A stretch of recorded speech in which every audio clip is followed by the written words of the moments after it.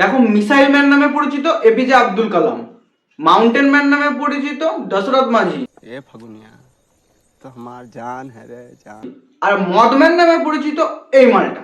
যারা লিমিটে মদ খেতে পারে তারাই হলো আসল legend. APJ Abdul Kalam legend না, দশরথ মাঝি লেজেন্ড না, যে লিমিটে মদ খেতে পারে সেই আসল লেজেন্ড। বলছি কিলা, তোমার ওটা শুধু লেজেন্ড না, মদারু লেজেন্ড। আমি তো তোমাদের জন্য সমাজ সেবার মতন কাজ করছি। ভাঁড় মেরেছে, ভাঁড় বলেছি, ভাঁড় বলছি। এমন ঝাঁটা সমাজসেবা না করলেই হয়তো সমাজটা বেঁচে যাবে। আজকের ভিডিওতে বলবো যে বেঙ্গলে কি কি মদের কত কি দাম হলো। দেখো, ভিডিওতে মদের দাম এক্সপ্লেন করা যদি সমাজসেবা হয়, তাহলে সমাজসেবার আরেক নাম মাকলামি। আর এমন ঝাঁটের সমাজসেবা তুমি তোমার ফোনে গুঁজে রাখো। বাংলায় বাংলা মদ খাবে না, তাই কখনো হয়? বাংলায় সরকারি চাকরি, তাই কখনো হয়? বাংলায় ধর্ষণ সাজা, তাই কখনো হয়? এই মালটা আবার বলছে বাংলায় থেকে বাংলা মদ খাবে না, তাই কখনো হয়? একজন বলছে বাংলাকে লন্ডন বানাবো, আর একজন বলছে সেই লন্ডনে বাংলা মদ বিক্রি করবো। হ্যালো ফ্রেন্ডস, আমি অনিশ দত্ত, তোমরা দেখছো কেউ চুলি। তো গুরু করা যাক আজকে কেউ চুলি শুরু।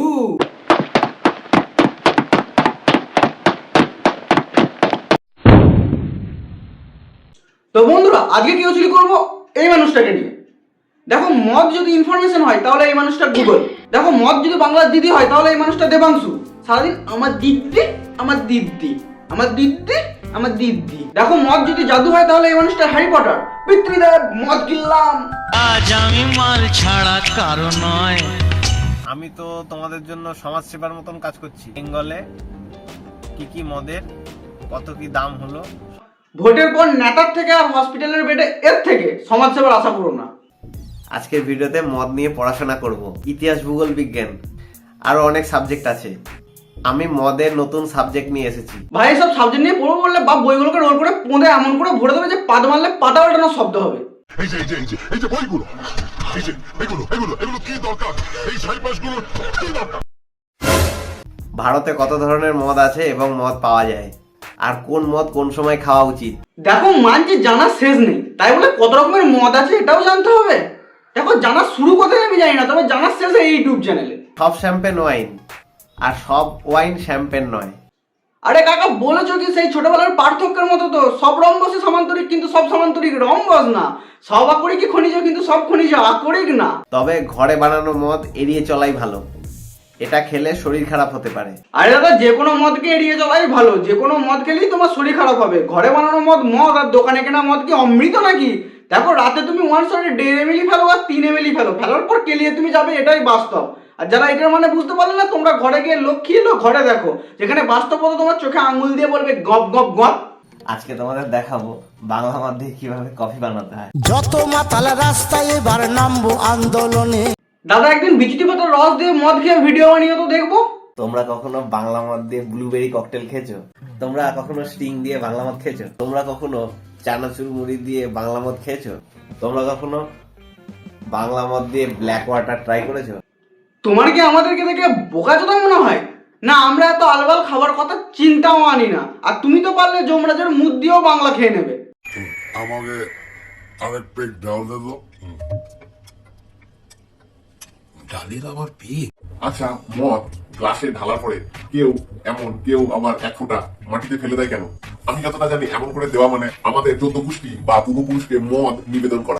ডং টিং বিং রিং ছট, মদ চলে যায় আমার দাদুর গার্লফ্রেন্ডের কাছে ছড়াবট। প্রত্যেকটা সফল মানুষের পিছনে মদের অবদান আছে। দাদা, বলছিলাম কি, তুমি যখন ভিডিও বানাও তখন মনে হয় তোমার লজিক মাস্টারবেট করতে যায়।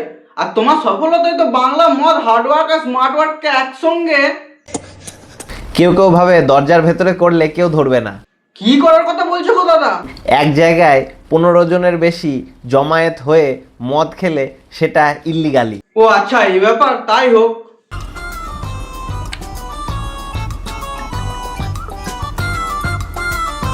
ভাঁড় মেরেছে কিলা, মদ দিয়ে প্রদীপ জ্বালাচ্ছে ভাই। 1 ফোঁটা রক্তর থেকেও 1 ফোঁটা মদ অনেক দামি। কি? মদে শক্তি বিরিতে বল, দুধ খেলে হয় রক্ত জল। ফুলের সাথে মদের অনেক বড় সম্পর্ক আছে, কারণ ফুল থেকে ফল হয়, ফল থেকে মদ তৈরি হয়, তাই মদ হলো ফুলের নাতি। দিলে তো ব্লাড রিলেশনের পুটকিটা মেরে। মদ নাকি ফুলের নাতি? মানে কি সব উল্টো পাল্টা কথা। আচ্ছা বলছি মদের বান্ডু কোথায় থাকে? চানাচুর মুড়ি, চপ, পনির খালি পেটে খেলে অম্বল হতে পারে। এগুলো মদের সাথে একদমই খাওয়া উচিত নয়। আরে দাদা বলো মদটাই খাওয়া উচিত না, মদের সঙ্গে এটা খাওয়া উচিত না, সেটা খাওয়া উচিত না, এসব আবার কি? বলো মদটাই খাওয়া উচিত না। আমার মাথায় হঠাৎ একটা রেসিপি এলো মদের স্যুপ বানানোর। কি করে ভাই একটা হেলদি খাবারের গেঁড়ো ভাঙতে হয় এর থেকে শেখা উচিত। যাদের মদ খেলে বমি হয়ে যায় তারা ডাইরেক্ট মদটা গলায় ঢালবে না, মানে যারা আলমোছে খায় অবশ্যই চুমুক দিয়ে দিয়ে অল্প অল্প করে মদ খায়, তাহলে বমি হওয়ার সম্ভাবনাটা অনেকটাই কমে যায়। আরে ওরা মদ খেয়ে যদি বমি হয় তো মদ খাওয়াটা ছেড়ে দাও, ঠিক আছে? ডিরেক্ট গলায় ঢেলো না, মাথায় ঢেলো না, পুঁতে ঢালো না, এসব কি? আমার একটা অনুরোধ, মদ খাওয়া স্বাস্থ্যের পক্ষে ক্ষতিকর, মদ খেয়ে কেউ গাড়ি চালাবে না।